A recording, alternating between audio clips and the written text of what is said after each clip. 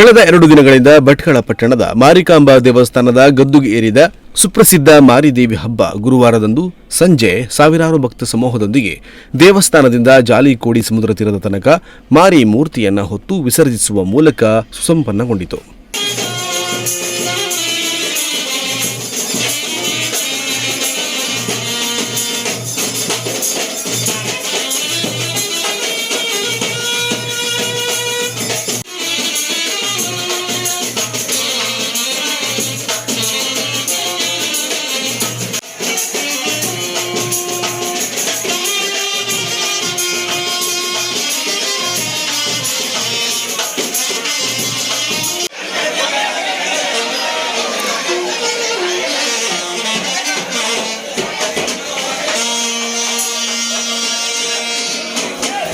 ಬುಧವಾರದಂದು ಮಾರಿಕಾಂಬಾ ದೇವಸ್ಥಾನದ ಗದ್ದುಗೆಯಲ್ಲಿ ಪ್ರತಿಷ್ಠಾಪನೆಗೊಂಡ ಮಾರಿಯಮ್ಮನನ್ನ ಪೂಜಿಸಲಾಗಿತ್ತು. ಗುರುವಾರದಂದು ಮುಂಜಾನೆಯಿಂದಲೇ ಮಾರಿಯಮ್ಮನ ದರ್ಶನಕ್ಕೆ ತಾಲೂಕು ಸೇರಿದಂತೆ ಅಕ್ಕಪಕ್ಕದ ತಾಲೂಕು ಜಿಲ್ಲೆಯಿಂದ ಬಂದಂತಹ ಭಕ್ತರ ಸಾಲು ಕಿಲೋಮೀಟರ್ ಗಟ್ಟಲೆ ನಿಂತು ಹಣ್ಣು ಕಾಯಿ ಮಾಡಿಸಿ ದೇವಿಯ ಪ್ರಾರ್ಥನೆ ಸಲ್ಲಿಸಿದರು.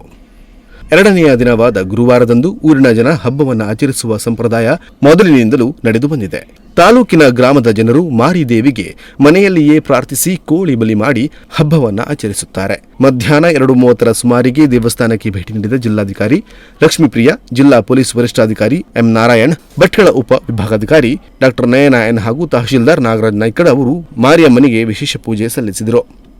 ಸಂಜೆ 4:30 ಸುಮಾರಿಗೆ ಆಡಳಿತ ಮಂಡಳಿ ಸದಸ್ಯರು, ಸ್ವಯಂ ಸೇವಕರು ಹಾಗೂ ಭಕ್ತರನ್ನೊಳಗೊಂಡಂತೆ ಮಹಾಮಂಗಳಾರತಿ ಪೂಜೆಯೊಂದಿಗೆ ವಿಸರ್ಜನಾ ಪೂಜೆ ನೆರವೇರಿಸಲಾಯಿತು. ಧಾರಾಕಾರ ಮಳೆಯ ನಡುವೆಯೂ ಮಾರಿದೇವಿಯ ಮೂರ್ತಿಯನ್ನು ಗದ್ದುಗೆಯಿಂದ ಎತ್ತಿಕೊಂಡು ದೇವಸ್ಥಾನದಿಂದ ಹೊರತಂದ ಭಕ್ತರು ತಲೆ ಮೇಲೆ ಹೊತ್ತು ಜಯಘೋಷ ಕೂಗುತ್ತಾ ಮೆರವಣಿಗೆಯಲ್ಲಿ ಮುಖ್ಯ ರಸ್ತೆ ಮಾರ್ಗವಾಗಿ ಬಂದರ್ ರಸ್ತೆಯಿಂದ ಹನುಮಾನನಗರ ಕರಿಕಲ್ ಮಾರ್ಗದಲ್ಲಿ ಸಾಗಿ ಬಂದು ಜಾಲಿಕೋಡಿ ಸಮುದ್ರ ತೀರದಲ್ಲಿ ವಿಸರ್ಜನೆ ಮಾಡಲಾಯಿತು.